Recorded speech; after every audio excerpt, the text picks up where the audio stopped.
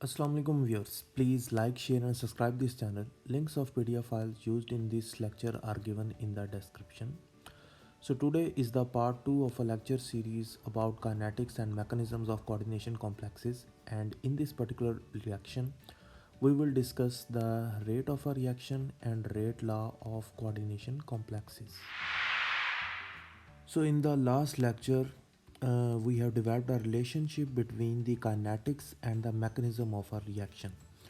सो अगर हम देखें कि कोऑर्डिनेशन कॉम्प्लेक्सेस के जो भी केमिकल रिएक्शंस हैं उसके दो एस्पेक्ट्स हमने लास्ट टाइम डिस्कस किए थे, एक थर्मोडायनामिक एस्पेक्ट है और एक काइनेटिक एस्पेक्ट है. लेकिन it is the kinetic aspect of a chemical reaction which decides और give information about the mechanism of a reaction. और मैकेनिज्म की इंफॉर्मेशन हमें ज़रूरी क्यों है डिटरमिन करना कि अगर हमें मैकेनिज्म की इंफॉर्मेशन होगी तो हम अपने जो रिएक्शन है उसको हम कंट्रोल कर सकते हैं.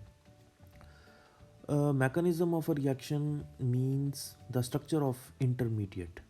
तो अगर हमें इंटरमीडिएट के स्ट्रक्चर की इंफॉर्मेशन है तो हम उससे जो है वो मैकेनिज्म के बारे में इंफॉर्मेशन ले सकते हैं और फिर मैकेनिज्म जो है वो ओवरऑल रिएक्शन के रेट को जो है वो कंट्रोल करता है. या इन अदर वर्ड्स, अगर हमें रेट ऑफ द रिएक्शन पता है तो हमें मैकेनिज्म की इंफॉर्मेशन मिलेगी और मैकेनिज्म से जो है वो फिर हम फर्दर अपनी प्रोडक्ट का कंट्रोल जो है वो अचीव करते हैं. So a rate of a chemical reaction is defined as कि the decrease in the number of moles of reactants per second और पर यूनिट टाइम और increase in the number of moles of products per second और per unit time. तो अगर हम देखें कि ये हमारे पास एक कोऑर्डिनेशन कॉम्प्लेक्सेस है, इसमें जो दो तरह के लिगेंड्स हैं, एक 5 अमोनिया के मालिक्यूल्स हैं और एक क्लोराइड जो है, और this is going to be replaced, chloride is going to be replaced with the water, और ये हमारे पास जो है वो प्रोडक्ट है.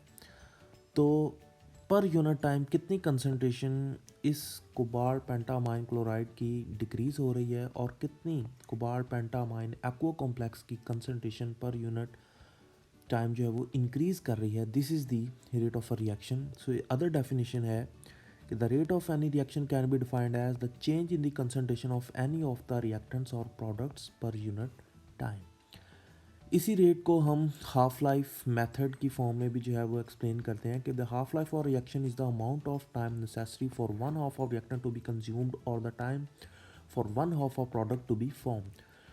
फॉर एग्जांपल, इस करंट केमिकल रिएक्शन में जिसमें क्लोराइड जो है वो रिप्लेस हुआ है विद वाटर से, the half life of this reaction is 113 hours.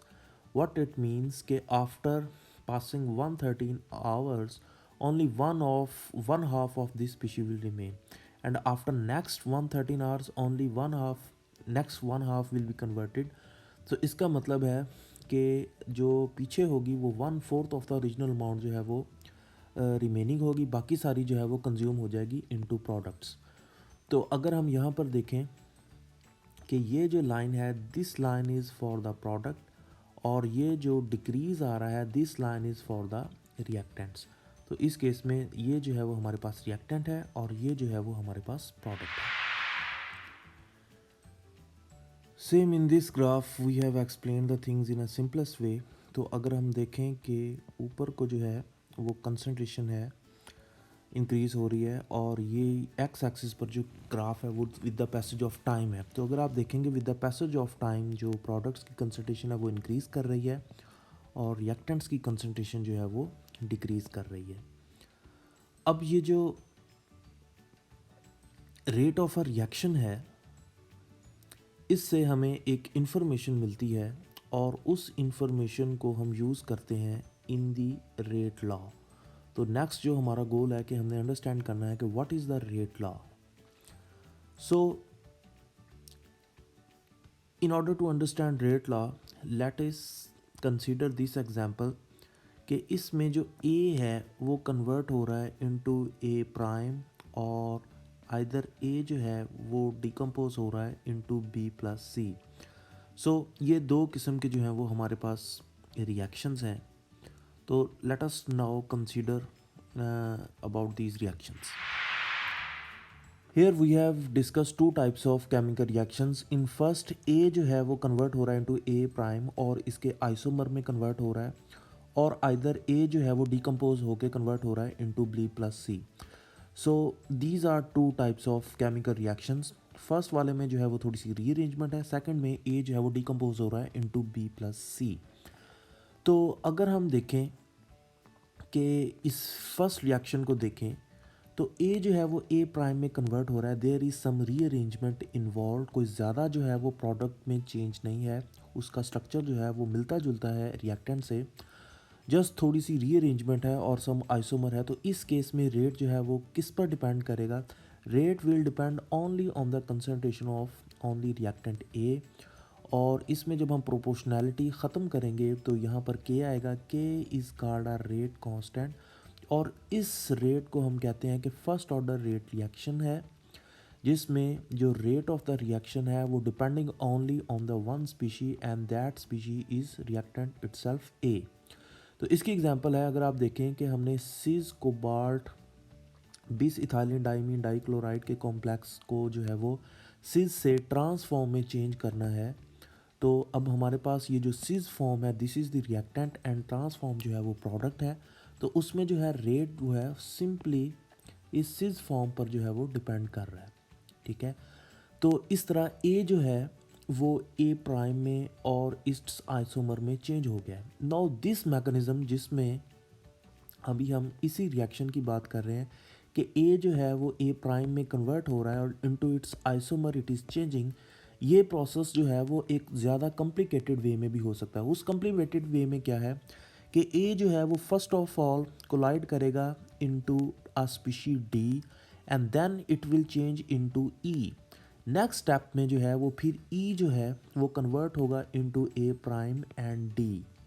तो अब देखें कि रिएक्शन की टाइप वही है कि ए जो है वो कन्वर्ट हो रहा है into product A prime, but ये डायरेक्टली ए प्राइम में जाने की बजाय ये दो स्टेप्स में हो रहा है।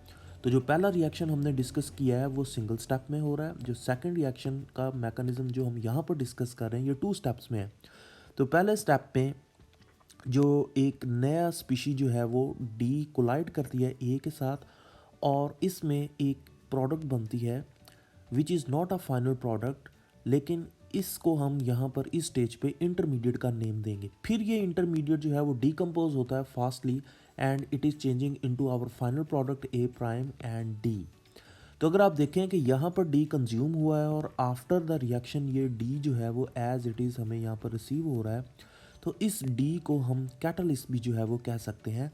और इस केस में जो रेट है वो डिपेंड करेगा स्लो स्टेप पर। अब देखें कि इसमें वेरियस स्टेप्स हैं, एक स्लो है एक फास्ट है, तो जो रेट हम इक्वेशन लिखेंगे वो सिर्फ हम स्लो स्टेप की लिखेंगे बिकॉज रेट जो है वो डिपेंड करता है इसी स्लो स्टेप पे। और रेट में स्पीशीज़ कौन सी इन्वॉल्व होंगी, एक जो है वो ए इन्वॉल्व होगा, एक जो है वो डी इन्वॉल्व होगा। तो इस केस में हम rate of the formation of E जो है वो पहले लिखेंगे, क्योंकि ई बनेगा तो फिर वो फास्ट स्टेप में जो है वो ए प्राइम एंड डी में कन्वर्ट होगा। तो इस rate of formation of E जो है it is directly proportional to A and D. और इस रिएक्शन का जो हम रेट है वो लिखेंगे, रेट इज़ इक्वल टू के into concentration of A and concentration of D. So this D is called as catalyst, क्योंकि at the end of the reaction ये unconsumed रहता है तो it is acting like a catalyst। तो इसकी example है, अगर आप देखें कि हमारे पास ये एक रिएक्टेंट है which is converted into this form।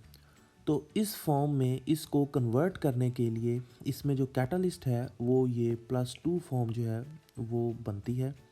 तो अब इसमें देखें कि ये हमारे पास जो है वो रिएक्टेंट है और ये जो है +2 फॉर्म जो है वो कैटलिस्ट है। फाइनली वो ये इस फॉर्म को जो है वो बना रहा है। तो यहाँ पर इसकी डिटेल भी है कि the interconversion of the optical isomer of cobalt tris ethylenediamine +3 is catalysed by this cobalt +2 form. और ये जो स्पीशी है वो एक्ट करती है एज अ कैटलिस्ट। और इसमें जो रेट डिटर्मिनिंग स्टेप है उसमें ट्रांसफ़र ऑफ इलेक्ट्रॉन होती है फ्रॉम +2 से +3 में। तो ये एक जो है वो अपनी ऑप्टिकल आइसोमर में चेंज हो जाता है। So this is the second type of rate of reaction, और इसको हम कहते हैं कि this is a second order kinetics. Now there is a third type of a mechanism जिसमें जो ए रिएक्टेंट है वो टू अदर स्पीशीज़ के साथ जो है वो सो स्टेप में कोलाइड करके एक इंटरमीडिएट बनाता है, और फास्ट स्टेप में ये ई जो है वो फाइनल प्रोडक्ट हमारी ए प्राइम बनाएगा, और जो जो टू मॉलिक्यूल्स और टू एटम्स ऑफ कैटलिस्ट हैं वो वापस अनकंज्यूम जो है वो हो जाएंगे। तो ये डी जो है यहाँ पर कैटलिस्ट कर रहा है। तो पहले रिएक्शन में सेकंड रिएक्शन में और थर्ड में डिफरेंस ये है कि वहाँ पर एक जो है वो मॉलिक्यूल और एक एटम कैटलिस्ट का इन्वॉल्व था, और यहाँ पर जो है वो दो इन्वॉल्व हैं। तो इसमें थ्री बॉडी कोलिजन हो रहा है, और नेचर वाइज थ्री बॉडीज़ का एक टाइम में कोलाइड करना जो है वो it is very improbable. It is possible but इसके जो चांसेस होने के हैं वो बहुत कम हैं। तो स्लो स्टेप में अगेन ये यहाँ पर इंटरमीडिएट बन रहा है, और इंटरमीडिएट फास्ट स्टेप में फाइनली जो है वो ए प्राइम जो हमारी फाइनल प्रोडक्ट है वो बना रहा है।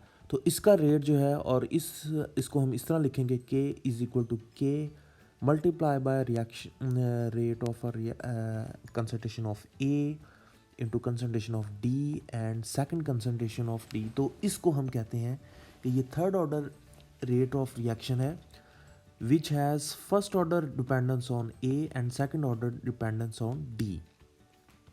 So अब तक हमने यहाँ पर थ्री टाइप्स ऑफ मैकेनिज्म जो हैं वो डिस्कस कर लिए हैं। अगर हम इसको फर्स्ट ऑर्डर, सेकंड ऑर्डर और थर्ड ऑर्डर को यहाँ पर एक और तरीके से जो है वो एक्सप्लेन करें, तो यहाँ पर अगर आप देखें कि यहाँ पर रेट ऑफ द रिएक्शन है और यहाँ पर कंसंट्रेशन है, तो अगर आप देखें कि ज़ीरो ऑर्डर बाज़ ऐसे रिएक्शंस भी होते हैं जिनमें रिएक्टेंट इनिशियली जो है वो इन्वॉल्व नहीं होता, तो उस केस में अगर आप कंसंट्रेशन जो है वो रिएक्टेंट की बढ़ाएंगे भी with the passage of time, तो उसका रेट जो है वो रिमेन कांस्टेंट। तो इस केस में हम कहेंगे कि ये जो है वो ज़ीरो ऑर्डर है। This is the first order जिसमें जैसे ही हम कंसंट्रेशन जो है वो रिएक्टेंट की बढ़ा रहे हैं तो साथ साथ जो है वो रेट भी बढ़ रहा है। एंड सेकंड ऑर्डर में क्या है कि जिस तरह हम कंसंट्रेशन बढ़ा रहे हैं तो रेट जो है वो टू टाइम्स और एक्सपोनेंशियल इंक्रीज हो रहा है। So this is called as second order rate of the reaction. Third order यहाँ पर बना नहीं हुआ। अगर थर्ड ऑर्डर हम यहाँ पर बनाएं तो उसमें जो है वो रेट और ज़्यादा जो है वो एक्सपोनेंशियली इंक्रीज़ करेगा।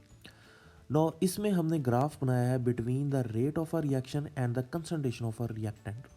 अगर हम जो है वो एक ग्राफ बनाएं between concentration and time with the passage of time of the reaction, तो ज़ीरो ऑर्डर में क्या है कि जो with the passage of time है वो कंसंट्रेशन जो है वो डिक्रीज़ कर रही है रिएक्टेंट की।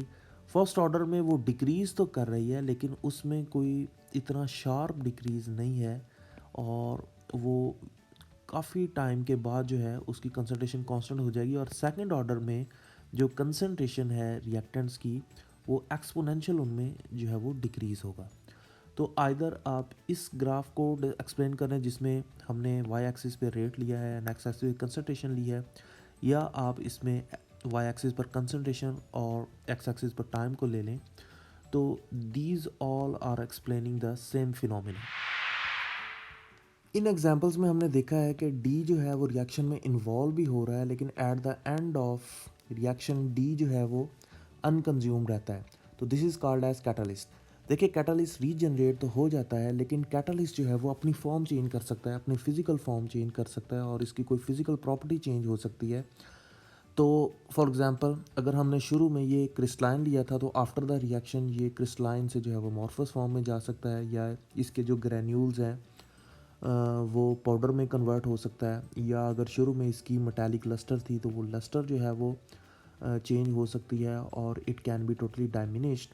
तो जो फिज़िकल चेंजेस हैं वो इस कैटलिस्ट में जो है वो आते हैं।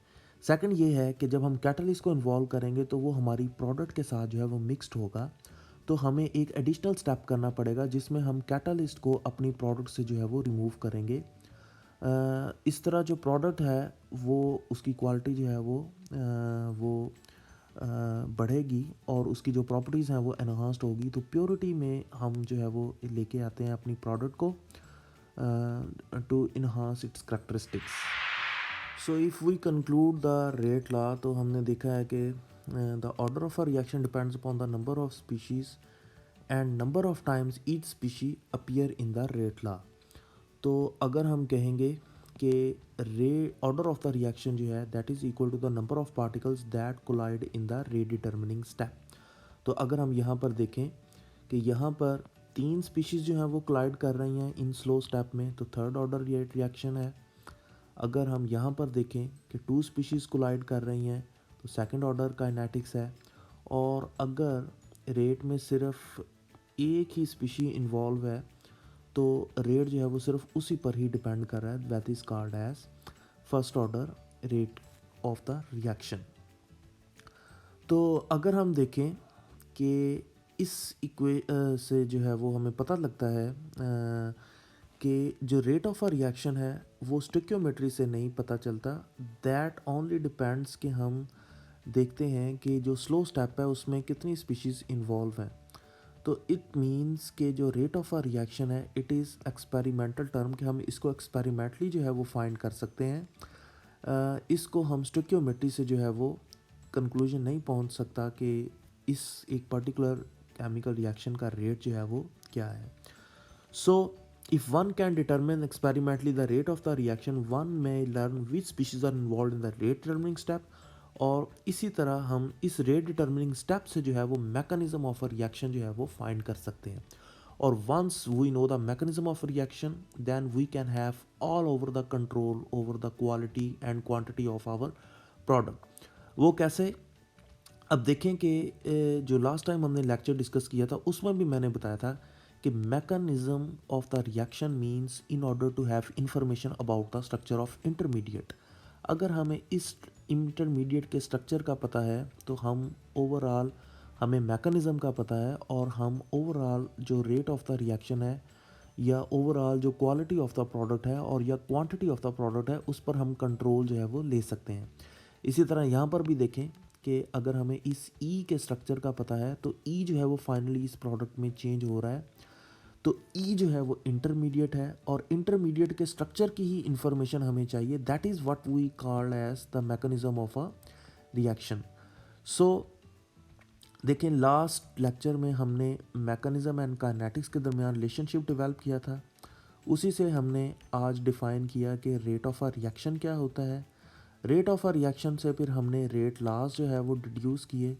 तो 3 किस्म के हमने काइनेटिक्स पढ़ी हैं, first order, second order and third order. इसके अलावा सूडो फर्स्ट ऑर्डर रिएक्शंस भी होते हैं, फ्रैक्शनल ऑर्डर ऑफ रिएक्शन भी होता है, लेकिन अभी फ़िलहाल वो हमारे स्कोप से बाहर है। तो हमने यहाँ पर कंक्लूड किया है कि rate of a reaction depends upon the species involve in a rate determining step और स्लो स्टेप। तो वही स्पीशीज़ रेट इक्वेशन में आएंगी और वही जो है वो रेट लॉ को डिसाइड करेंगी। अब वो कौन सी स्पीशीज़ हैं? ये वो स्पीशीज़ हैं जो स्लो स्टेप में इन्वॉल्व होती हैं। इन्वॉल्वमेंट मींस कि ये वही स्पीशीज़ हैं जो आपस में रेट स्लो स्टेप में कोलाइड करती हैं। So this was all about today's lecture. I hope आपको इसकी अंडरस्टैंडिंग हो गई होगी, but if you have any question let me know, and I will also explain your queries in comments. Okay, thank you. Allah Hafiz.